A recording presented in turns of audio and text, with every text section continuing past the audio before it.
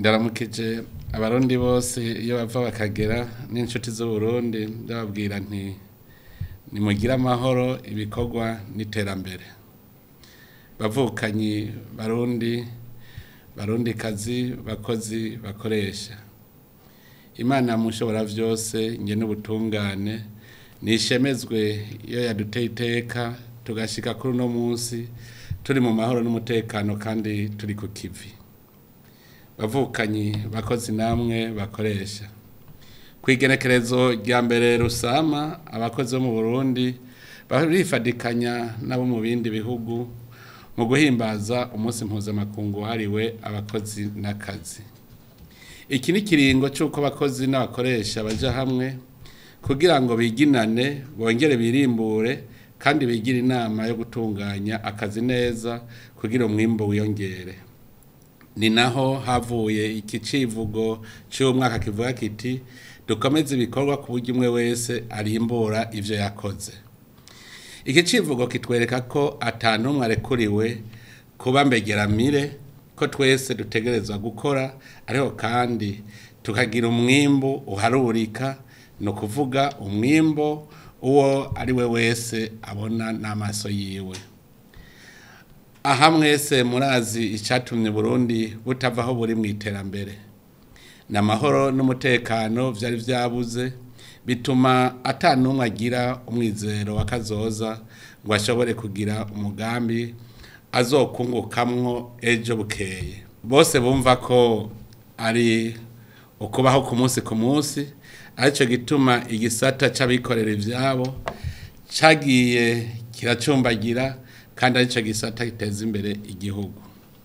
Uno munsi rero duhiriwe duhishije kuko tuwihimbaje turi mu mahoro n'umutekano mu gihugu cyose ukaba ubaye kandi hari umwumvikano hagati ya leta abakozi n'abakoresha.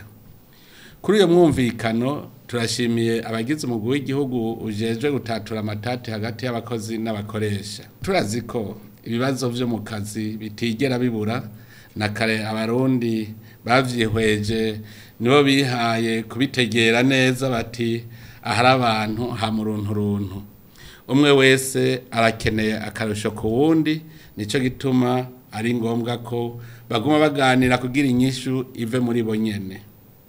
Barundi kazi bakozi bakoresha twirimbuye tutibabarira ariho kandi tutifyeta ibitanuze dusanga uyu mwaka twawimbuyemwo ivyiza bitari bike. Ivyo navyo muri rusange tukabikesha ukuntu abarundi bahinduye uko bahora biyumvira. Kari gisata c'uburimyi cari cahebewe abitwa bakene abiza amashure bakagica kure. Umurimyi bamwita Nyarucari none ubu n'abakire baracijukiye kuko babonye ko ariho koko hagwiza umwimbu. Ubu abarundi basigaye bahurumbira gukorera hamwe mu makoperative uko batahora. Mbere barijukiye n'ubwenge bwo guteranya amatongo kugira bakorere hamwe. Mu gisata c'uburimyi umwimbu warabaye mwiza cyane uko kwihema. Abarosa kabiri mu gushora umusesekara barabizi. Mbere ngaha ncentera kamo abagwiza tunga bahingura kuja kugivi kugira ngo bahingure umwimbu ushobore kubikika no gushorwa ku masoko mpuzamakungu. Nkiri ngaha nyene mu gisata c'amahinguriro twarabonye ko hagwijijwe amahinguriro mato mato mbere na manini turafise icizere ko agiye kugwira kuko ubuza gusha buratagata. Turabona ko ubu abanyabwenge bariko barabukoresha mu kuremarema utuntu dushasha. Abakora amamashini yo guhingura mbere n'abahingura imiduga bakaba batanguye canke abakora utumashini dukora mu bijanye n'uburimyi. Mu gisata ca mukerarugendo naho nyene abikorera utwabo ntibicaye. Ivyo bikaba arivyo bituma atamwene gihugu aburi cakora kuko nubuze ivyo wakora akorera abandi bakamuhemba hanyuma akibeshaho. Aha nakaryo ko gusuzuma ko ivyo abakozi basavye abakoresha mwaka uyu biratorerwa inyishu. naho inzego z'igihugu atari inkoresha mu by'ukuri abakorera igihugu nabo barafise ibyo basaba hanyuma ababijejwe bakabironderera inyishu ku neza ya bose. Aha niho mbere ho gusubira kwibutsa ko leta atari umukoresha nk'abajya abandi bikorera ibyabo. Abakora mu bisata vya leta n'abasuku b'abenegihugu baba bariko bitangira abenegihugu. Muri ico gikorwa rero nabo barafise uburenganzira bwo kuraba ko hari ikiri mu kigega ngo kibaramire bakore batekaniwe mu mutima kuko harara inzara hakazinduka inzigo. Mu gisata c'abakozi ba leta dusuzumye dusanga ibitari bike vyaratorewe umuti, ibindi bikaba bibandanya bivuye ku kugena ikigega cifashe. Abakozi ba leta barenga ibice 90% bararose uturusho twari twarahagaritswe kugira ngo dushobore kwegeranya ubusumbasumbane bw'impembo bwibonekeza mu bisata vya leta. Ndetse n'abakozi b'igihugu bari nyuma cyane mu gahembo cyane abajejwe amahoro n'umutekano n'ibindi bisata barongerejwe ku rugero rushimishije. Abijejwe bakaba baguma baharura ingene umukozi w'igihugu yoramigwa mu vyakora. Ntitwovuga ko leta yatanze akazi kuko abandi babazi igituma nabo batagahawe kandi ari abana b'u Burundi.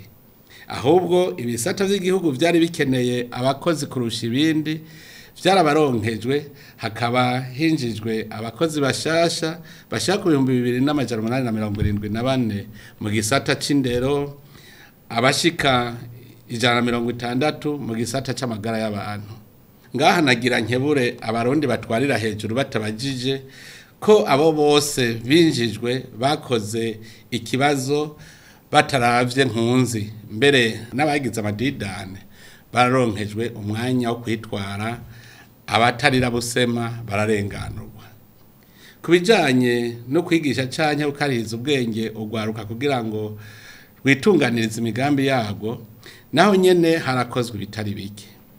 Umugambi w'igihugu payeje warashoboye kwigisha uyu mwaka ugwaruka rungana n'ibihumbi 114,984, hakaba havutse n'amakoperative ibihumbi 3,473 y'ugwaruka yatunganijwe n'inani z'ugwaruka hagati mu gihugu. Muri uwo mugambi wa payeje kuvutangura ugwaruka rungana n'ibihumbi 38,664 gwararonkejwe akazi, kandi ico gitigiri kigenda ciyongera. Nko kuva uno mwaka utanguye hamaze gutangwa ubuzi kugwaruka rungana n'ibihumbi 3,485.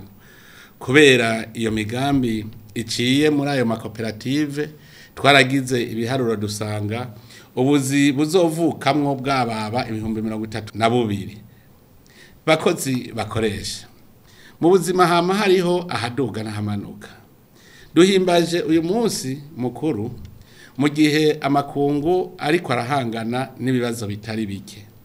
Ingaruka za cakiza COVID-19 n'ubu ziracadusesereza, hakiyongera ko ibihe by'intambara isi iriko iracamwo ituma n'abahora baterera mu iterambere bitwararika ubuzima bw'abenegihugu bari mu ntambara kurusha. Izo ntambara nyene ziranasinzikaza imihora y'ubudandaji mpuzamakungu, gushikirwa n'ibigurirwa kure bikaba ingorane cyane cyane nk'ibi bihugu vyacu bitagira ibivuko kwibahari. Duhimbaje uyu munsi mukuru kandi amakungu yose ari mu kangaratete kubera impanuka ziva ku biza vy'ihindagurika ry'ibihe n'Uburundi budasigaye inyuma. Ibihe n'ikirere vyaduhindutse, imvura y'isegenya iri kwihitana abantu n'ibintu, inzuzi n'ibiyaga biriko birasesa, abantu bagateshwa izabo, ibintu bikononekara ku rugero rudasanzwe n'ibindi. Nagira mfate aka kanya ko guhoza no kwifatanya n'abenegihugu bose bariko barashikirwa n'ivyago biturutse kwihindagurika ry'ibihe, turamenyesha ko leta iriko irakora ibishoboka byose kugira ngo boroherwe mu buzima bwabo n'imiryango. Ibi biza byose tuvuze birafise ingaruka mbi ku butunzi bw'igihugu, aribwo butuma inzego z'igihugu zigira aho zishika gusa mu kuramira abenegihugu. Turateye akama abarundi bose kugumya umutima kuko nta mvura idahita. Ntiwota ubwoko ngo dute umutwe kuko nguheza kugoka ibigori bikera. Turasavye kandi abarundi bose kugira umutima wo gufatana mu nda wamye uranga ba sokuru mu gushigikira mu buryo ubucanke buriya abahuye n'ivyo vyago, tukaba tubaye ndetse turakengurukira uwo wese amaze kugira ico akora mu ntumbero yo kuramira abahanzwe n'amahano batahamagaye, haba mu kubaha indaro canke mu kubaho twabafungura. Barundi bene wacu, naho biri uko, iki ni igihe cyo kwiha isomo. Ku vyerekeye uru rugamba rwo guhangana n'ibihe, murabizi ko isi yose yama mu manama yo guhangana navyo. Ngahe iwacu hari ivyo twoshobora kugwanya twebwe nyene kuko atamazi ava hanze y'igihugu ngo yinjire iwacu. Mu gihe abarundi bose bofata nka nkama kakamo twabatera ko guca imikobeko no gutera ibiti bibana n'ibiterwa, tukimba vya binogo vyo gushiramwo amazi y'imvura ava ku gisenge c'inzu mu ngo zacu, imyuzurira mu nzuzi yogabanuka. Tumenye kandi ko ihindagurika ry'ibihe ritazana gusa imvura y'isegenya, rirazana n'uruzuba. Nihaba mu karere kacu haguye imvura y'umurengera, tumenye ko hari ubundi burere nabwo bwabuze imvura. Nico gituma n'ubu nsubiye kubatera kamo ko twokingira imyonga yacu, tubike amazi y'imvura, twongere tumenyere kurima muci tuvomera. Turashimiye abenegihugu bamaze kwerevuka bakavomera muci, arico catumye umwimbu ugwira mu gihugu. Twese duhamagariwe kubigana muri iyo ngendo nziza. Barundi mwese bavukanye, tukiri ku vyatumye umwimbu ugabanuka, uretse ivyo bitatuvuyeko, hari n'ivyavuye ku bigito bw'abakorera igihugu. Ivyo navyo nuko hacibonekeza ku ndongozi agatima ko kudakunda igihugu n'abenegihugu, bikabonekera ku bunebwe, gukoresha nabo ubutunzi bw'igihugu, kurya ibiturire, ikena ry'akarangamutima mu kazi ka leta, hamwe no kudakurikiza intumbero y'igihugu mu vyo ukora. Ivyo rero navyo bidusaba kwisubirako, hanyuma abadashaka guhinduka bafatirwe izindi ngingo zotuma baja ku kivi. Kandi abo nabo bomenya ko ubu tugiye gukora ibishoboka vyose kugira ngo amategeko agenga ibikorwa vya leta akurikizwe. Nico gituma mbaye bamenyesha ko tugiye kuzokoresha ubuhinga bwa none, bimwe bita système de pointage électronique, ku buryo uwusivye ku kazi, uwucerewe canke acereza akazi azoboneka bukwi na bukwi. Barundi kazi, bakozi bakoresha, twavuze abakozi ba leta, twashaka kubamenyesha ko nabo mu gisata c'abikorera ivyabo bafitiye akamaro kanini igihugu. Bafise abakozi benshi kandi bakora ibitanga akazi kenshi, bakinjiza amahera mva makungu, kandi tukaba tubazeye ko vyinshi muri yambona kazoza y'igihugu cifashe kikigaburira mu 2040 giteye imbere mu 2060. Kugira boroherwe kandi ico gisata gihurumbirwe n'abagwizatunga bacu canke abanyamahanga bazana imitahe yo gushinga amashirahamwe, ivyo basaba igihugu twarabifashe nka nkama kugira ngo boroherwe, kandi ico gisata gihurumbirwe n'abagwizatunga bacu canke abanyamahanga bazana imitahe yo gushinga amashirahamwe. Ivyo basaba igihugu twarabifashe nka nkama, ndetse ubu tukaba tuyaga tutarinze gukumburana, duhanurana icokorwa kugira igihugu cacu gitera imbere. Ico ndabamenyesha nuko umurundi wese yotegera ko ategerezwa kwikorera ivyiwe kugira agire umwidegemvyo mu butunzi bwiwe.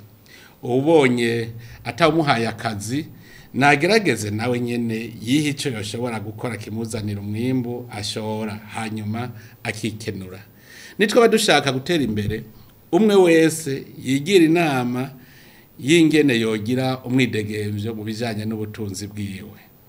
Bakozi bakoresha, ntitwohezera ijambo ataco tuvuze ku bijanye no guherekeza abagize ico bamara mu gukorera igihugu igihe bari bakibasha. Murazi mwese iyo Burundi buvuye, kandi murazi ko uko abarundi bafise inyota yo kubaho neza niko na leta mvyeyi ivyifuza. Iyi ngingo yafashwe hisunze ko umukozi akukuruka amaze imyaka myinshi aziganirizwa, mbere ayo yaziganirijwe akaba amaze no kunguka ayatari make. Amashirahamwe narajejwe guteganiriza kazoza abakozi nayajejwe kubungabunga uwo mutigiri watanzwe n'abakozi kugira ngo bazowuhembwe bagiye mu karuhuko k'izabukuru. Kubera rero iyo ntumbero yaje ari nshasha, ivyo bisata byo gutegurira kazoza abakozi ni nk'uko vyabashikiriye batari bavyiteze, arico gituma guharura bisa n'ivyabagoye bagateba cane. Murumva rero ko ari kibazo cyo kwitonderwa, kuko n'urwego nshingwabikorwa ntigwotora amahera azokora mu mwaka muri uwo mugambi rutazi aho ruhera mu kongerereza uwakukurutse.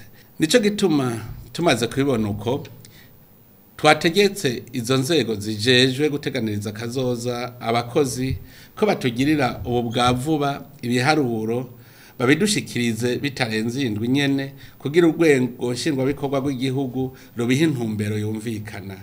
Nivyo bizotuma twemeza neza tutihenda ico leta yokongerereza, kuko ayo mwatanga mu kwiteganiriza ntigwanyu, mutegerezwa kuyaronka ngo baherekeze mu zabukuru.